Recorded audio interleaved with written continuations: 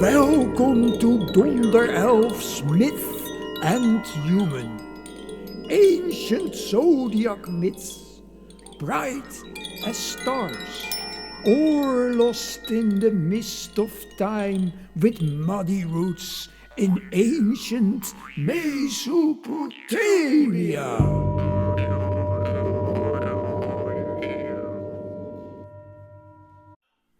Welkom at the podcast Myth and Human, where we dive deep into the mythology of the stars, the mythologies of the zodiac.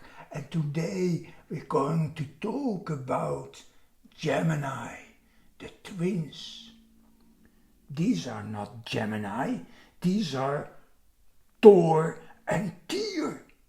And we're not going to talk about Thor and Tyr, but we do talk about guardians of the Midsummer portal, of warriors to protect, just like Thor and Tyr.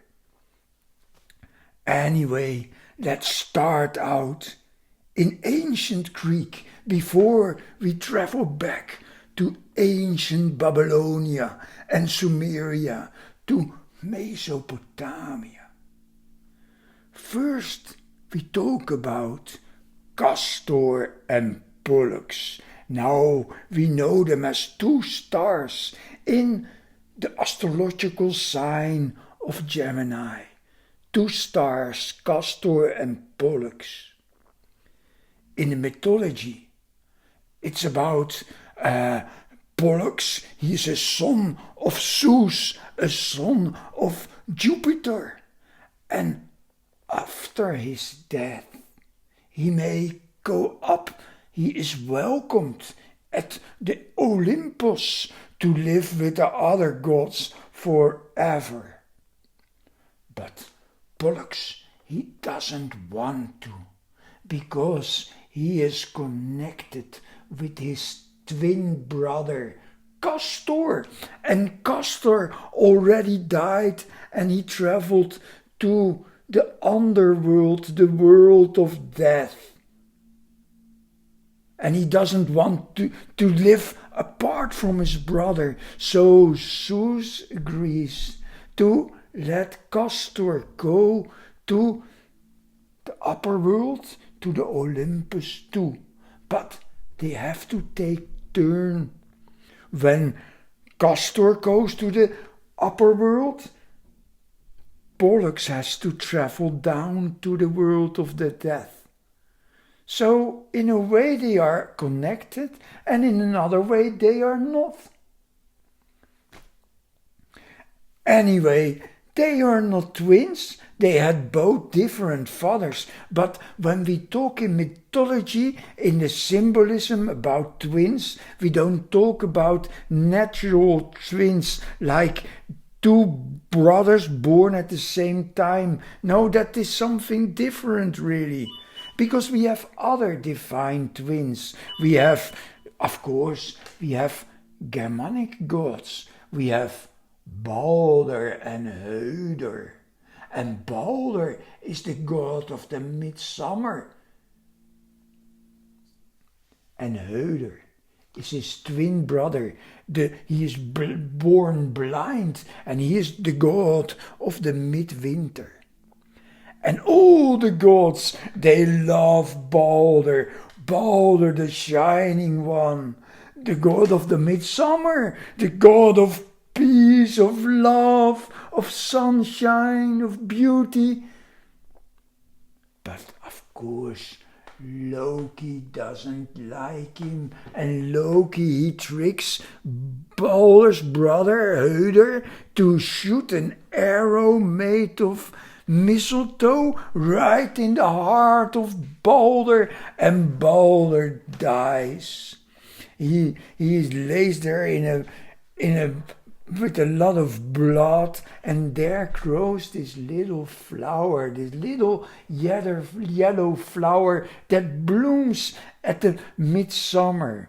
It was the herb of Balder, and when you take the leaves and hold it to to the sun. In the sunshine you can see it's a little bit red. When you make oil out of it, it turns red. And that's the blood of Balder. Today we call it St. John's wort, but it is the blood of Balder. Let's talk a little bit deeper about Castor and Pollux, who travel with Jason towards the golden fleece with the Argonauts, this ship the Argo.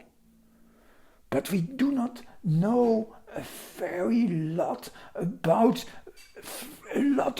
Castor and Pollux. Yes, they were warriors. They were strong warriors. Castor, he was good in riding horses, and Pollux, he was a boxer. And they won prizes at the Olympic Games, and they were fighting for Sparta. They were Spartans. They are warriors, like in Babylonia. In Babylonia, we have the great twins, and the Babylonians, they started off with the zodiac, with the 12 signs of the zodiac, a circle of 360 degrees. The year has 365 days. So what will we do with these other days? Well, of course, the Babylonians believed in perfections, so above, so below. So they were reading the signs of the gods in the stars. And then you had the great twins. And of course, when on in May the 21st, we enter Gemini, the star sign of the twins, the great twins. And Gemini moves towards the Midsummer Solstice. And the great twins are warriors. They are standing at the gates of the Midsummer. And Midsummer in Mesopotamia means death.